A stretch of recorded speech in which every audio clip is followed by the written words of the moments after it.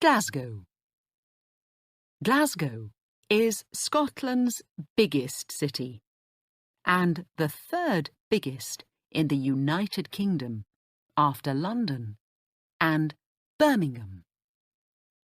About 630,000 people live in the city and about 1.2 million in and near it. It is not very far from Edinburgh, about 50 minutes by train, but it is very different. The River Clyde runs through the centre of Glasgow, and it has an important part in the story of Glasgow. 200 years ago, Glasgow was a small town. Then, British ships began to go all over the world. Big ships came up and down the River Clyde. They carried things from other countries. In the 1800s, Britain was the richest country in the world. Shipbuilding became very important, and Glasgow became a city of shipbuilders. At one time, it was the fourth largest city in Europe after London, Paris, and Berlin. You can see some of the beautiful buildings from that time in George Square. Today, there is not much shipbuilding. Some parts of Glasgow are very poor, and many people have no work. But things are changing in Glasgow. Ask a Glaswegian, a person from Glasgow. To them, Glasgow is the friendliest city in Britain and one of the most exciting cities in Britain too. There are lots of things to do at night in Glasgow.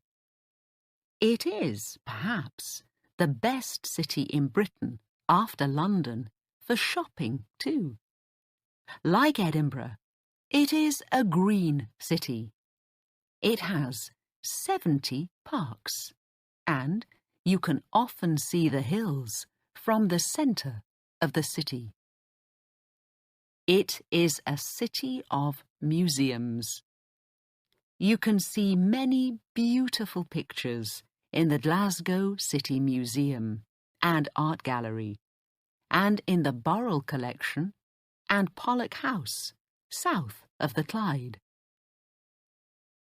It is the city of Charles Rennie Mackintosh.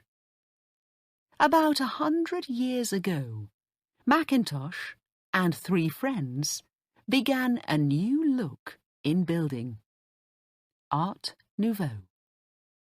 Much of Mackintosh's best work is in Glasgow. His Glasgow School of Art is on Renfrew Street. After you visit it, you can have a coffee at the Willow Tea Rooms, also by Mackintosh, on Sauchiehall Street. And Glasgow is, of course, a big football city. You can watch Glasgow Celtic at Celtic Park, or Glasgow Rangers at the Ibrox Stadium on Saturdays between August and May. 4 Scottish cities. Aberdeen, with 192,000 people, is the third biggest city in Scotland. It is in the east of the country, on the North Sea, and it is between 2 rivers, the Dee and the Don. Fishing and shipbuilding were once important here, but now it is famous as the oil capital of the UK. Boats and planes leave Aberdeen every day for the oil and gas fields of the North Sea.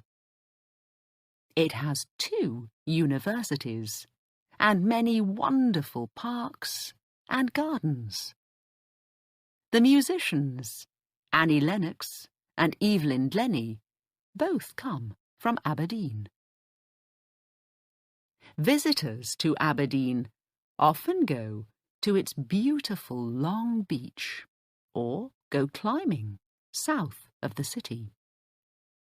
Aberdeen is close to the cold and beautiful mountains called the Cairngorms, and there are more than 350 castles in this part of the country.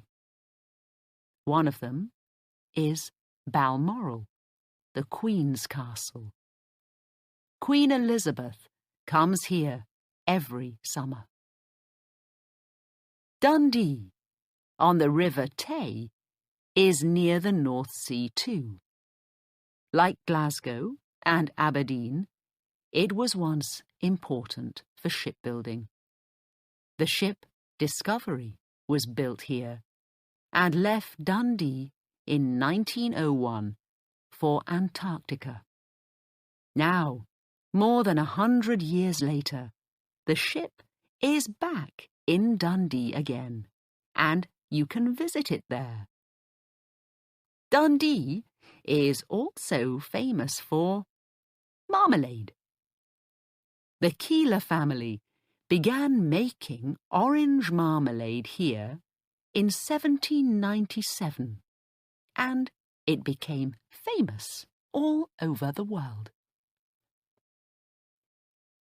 Inverness is the only city in the Highlands. The best bagpipers in the world come here to play every September. It is close to the beautiful lake called Loch Ness.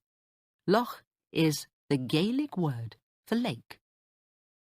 A very big animal called the Loch Ness Monster, or Nessie, lives in Loch Ness.